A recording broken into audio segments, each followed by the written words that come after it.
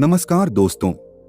हम आप जिस गांव या शहर में रहते हैं उसके आसपास बहुत से पेड़ पौधे पाए जाते हैं जिनकी पत्तियों की सरसराहट से पता चलता है कि हवा चल रही है। गर्मियों के मौसम में जब ठंडी हवा शरीर को स्पर्श करते हुए बहती है तो कितना सुखद अनुभव होता है।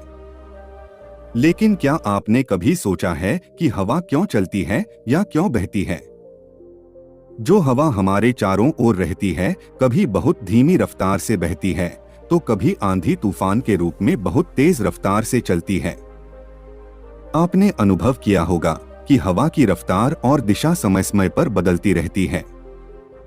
इसका कारण है कि जब सूरज की किरणें पृथ्वी की सतह पर पड़ती है तो पृथ्वी की सतह के साथ साथ वायुमंडल को भी गर्म कर देती है, जिससे इसके संपर्क में आने वाली हवा भी गर्म हो जाती है, क्योंकि ठंडी हवा की अपेक्षा गर्म हवा हल्की होती है।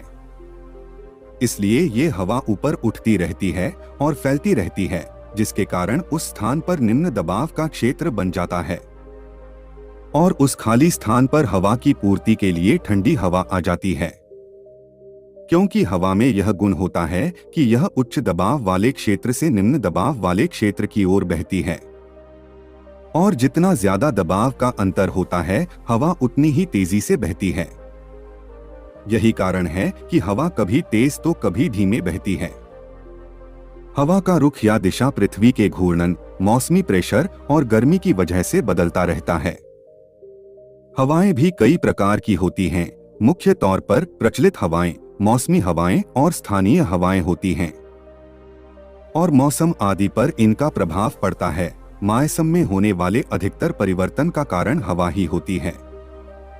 हवा गैसों का एक मिश्रण है जो पृथ्वी को चारों ओर से गैसों की परत के रूप में घेरे हुए हैं, जिसमें 78% नाइट्रोजन, 21% ऑक्सीजन, 0.03% कार्बन डाइऑक्साइड और शेष हिस्से में अन्य गैस, धूलकण और जलवाष्प उपस्थित होते हैं। हवा पृथ्वी पर जीवन का मूल आधार है, जिसके द्वारा पशु पक्षी, इंसान, पेड़ पौधे और सभी जीवित प्राणी अपना जीवन प्राप्त करते हैं। यदि आप चैनल पर नए हैं तो ऐसी ही जानकारी के लिए चैनल को जरूर सब्सक्राइब करें।